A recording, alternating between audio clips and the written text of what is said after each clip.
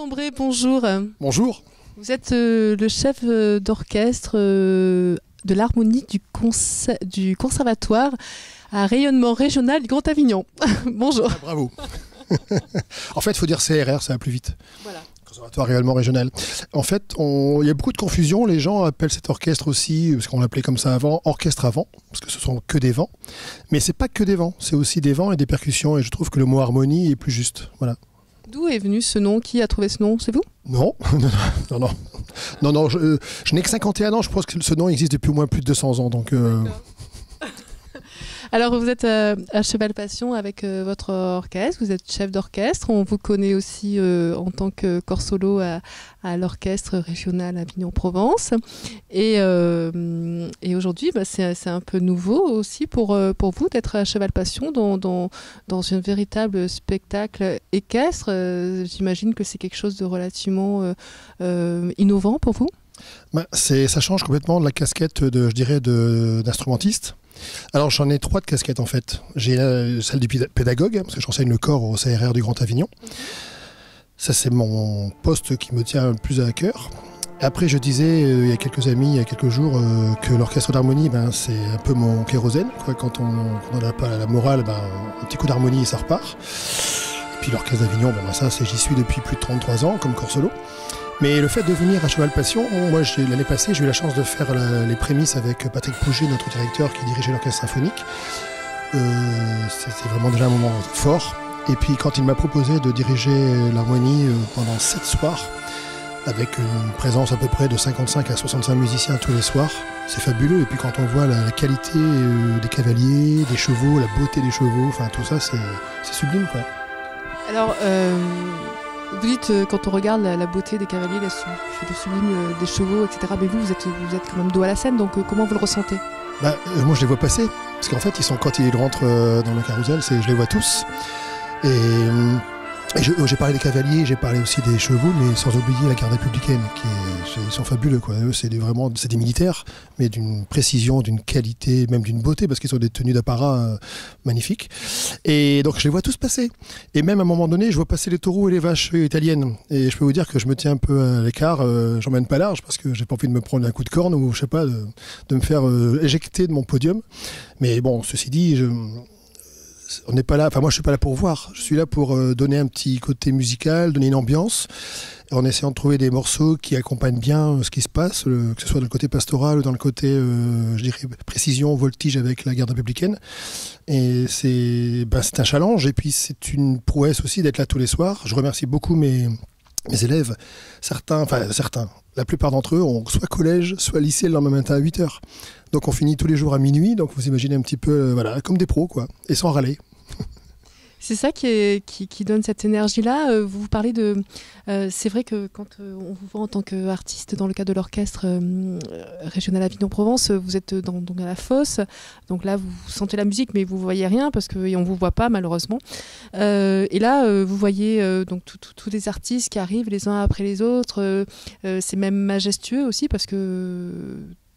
le mélange entre le cheval et l'homme et le spectacle et la musique et l'espace, j'imagine que ça doit donner autre chose que lorsque vous êtes dans la fosse. Est-ce que ce que vous ressentez là vous propulse différemment dans votre façon de diriger l'orchestre? Disons qu'on se doit d'être parfait. Moi, et puis mes élèves me suivent, et puis tout est en accord parfait, en harmonie, je veux dire, c'est le mot qu'ils ont vraiment sous le sens. Et alors, je vois les artistes qui viennent faire leur show devant nous, mais je les vois avant le rideau. C'est-à-dire que le rideau fermé, je les vois tous en train de se préparer, avec soit leur cheval ou leurs chevaux, selon le nombre d'animaux qu'ils ont avec eux. Mais je les vois très concentrés. Je pense je peux leur faire signe, ils ne verront même pas. Et c'est un peu ce qui se passe quand on fait un opéra ou un concert symphonique sur scène ou quand on y a des solistes. C'est-à-dire que chaque personne est concentrée à 200%, rentre sur la scène pour chanter, si c'est une chanteuse ou un chanteur. Et après, c'est en avant la musique. Donc moi, je suis là pour surtout ne pas les déconcentrer, pour ne pas les décaler, parce que ça pourrait être aussi... il suffit d'avoir un petit bruit, un petit geste, je dirais anodin, mais qui pourrait enclencher une petite catastrophe. Voilà. Et je les vois se présenter donc devant le rideau fermé. Puis après, quand on les voit revenir, le public applaudit presque en liesse, et on les voit, C'est un moment, bon, alors ça je connais un petit peu parce que ça m'arrive de jouer en soliste, mais là, il y a quand même le côté fort, c'est que ça ne dépend pas que de l'homme. Il y a quand même un impondérable, c'est le cheval. Enfin, je veux dire, moi je connais pas trop les chevaux, je les apprécie énormément, mais je ne sais pas si, bon, à un moment donné, le cheval peut avoir une idée derrière la tête, quoi, pour faire autre chose. Oui, puis il y a aussi des imprévus parce que c'est le moment présent et donc du coup vous êtes obligé de vous adapter. Alors comment arrivez-vous, vous en tant que chef d'orchestre, mais aussi à donner à vos jeunes élèves qui sont tous en train de vous regarder cette interview à ce moment-là, à donner cette je sais pas, on peut dire cette règle, ce conseil il faut être vif, il faut être percutant. Faut pas avoir de tension, comme on dit. Il faut être tout le spectacle, c'est les moments où nous jouons. Alors sachez que nous jouons quasiment 10 à 11 morceaux. On joue au début, vers le milieu et puis à la fin, la sortie finale. Donc on est dans un espèce de... C'est un crescendo, comme en musique. Et quand il y a des changements je dirais, de dernière seconde, soit avec la garde ou que des chevaux rentrent plus tôt, ou il faut en faire un peu plus de musique, j'ai des gestes précis, des espèces de règles au niveau des bras, de la gestuelle. Et puis voilà, on coupe, on reprend, enfin il n'y a pas de temps mort, quoi. On ne peut pas y avoir de temps mort parce que sinon le spectacle continue, les gens vont se dire qu'est-ce qui se passe. Alors on n'est pas des professionnels, enfin, c'est un orchestre d'élèves, de bons amateurs éclairés, des gens motivés. Mais je pense qu'on a franchement un orchestre qui dépote, quoi. Un orchestre qui dépote, c'est fabuleux. Eric, donc vous êtes plus spécialisé dans la pédagogie, je comprends, parce que vous donnez des cours, vous êtes aussi donné des cours et vous êtes particulièrement au conservatoire. Qu'est-ce qui vous attire dans cet côté pédagogique de transmettre ? C'est le contact humain, et puis je sais pas, moi j'ai eu la chance d'avoir les meilleurs profs de corps qui existaient dans les années, entre les années 80 et 90. Et voilà, j'ai envie de donner tout ce que j'ai appris, tout ce que j'ai pu, je dirais, profiter de leur enseignement. Et puis aussi de leur... ça forme, c'est l'enseignement. Alors la pédagogie, c'est pas que le côté d'apprendre à faire une note ou à faire un rythme, c'est aussi d'être proche des gens. Donc des caractères des gens, les humeurs des gens. À 2h03, on a une certaine force. À 2h12, on est peut-être moins présent. Enfin voilà, c'est l'évolution d'un cours, l'évolution de tout ça. Et puis quand vous avez ce fameux orchestre qui dépote là, de 60 musiciens en répétition tous les samedis, il faut être gonflé à bloc parce que c'est pas toujours facile. Alors vous vous nourrissez comment ? J'aime bien la viande rouge. Et disons que c'est un côté, il faut toujours être là, et parce qu'on ne peut pas rien relâcher. Vous savez, plus on est nombreux dans une formation, que ce soit même une équipe, le coach, il ne peut pas lâcher. Si on lâche une seconde, ça part en vrille. Quels sont les autres projets que vous aimeriez développer dans le cadre de vos actions culturelles au Conservatoire à rayonnement régional ? Disons que... Alors, c'est une bonne question, mais c'est un peu une question un peu embarrassante parce que on est plutôt... on me dit pas de freiner.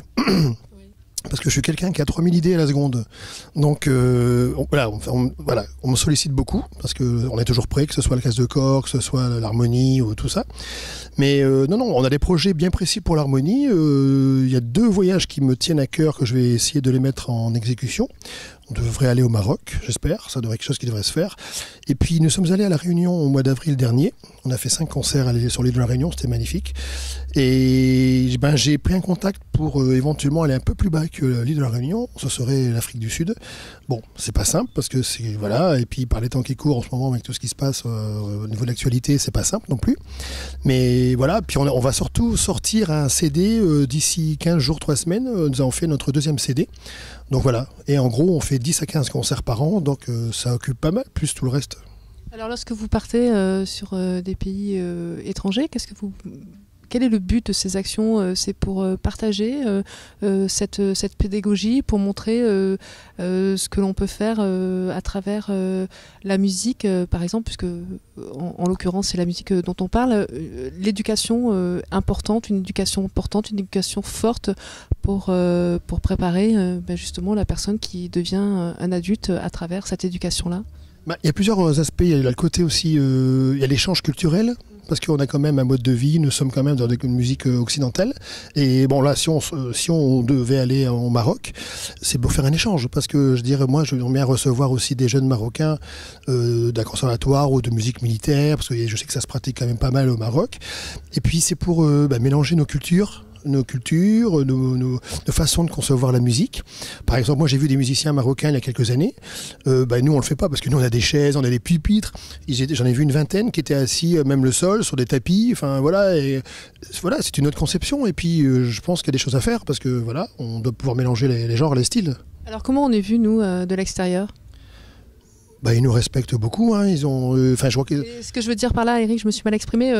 Vous parlez que vous êtes tous assis sagement sur votre chaise en face de votre pupitre. Donc c'est vrai qu'il y a le calme, il y a une espèce de rigidité, j'ai envie de dire, de concentration aussi. Et contrairement donc dans ces pays-là où effectivement c'est beaucoup plus libre, comment nous on est perçus? Disons qu'on... Je pense qu'ils doivent nous trouver des gens un peu bizarres, peut-être en étant assis tous en randonnion. Mais c'est comme ça, parce que nous, on a une façon de faire, une façon de procéder. Les orchestres sont établis de façon ancestrale. On peut pas, voilà, bon, on peut innover, on peut bouger un pupitre pour le mettre à droite ou à gauche, mais ça s'arrête, quoi. C'est très limité. Non, et je crois ils écoutent nos musiques, ils regardent, ils nous regardent, ils nous observent, et puis ils apprennent aussi. Tout le monde apprend en fait, on est dans l'échange, c'est aussi le côté de regard de l'autre, et puis d'écouter l'autre, et puis d'apprécier l'autre. Et puis s'il y a des choses qui ne vont pas, il y a aussi un échange verbal. Merci beaucoup Eric. Merci.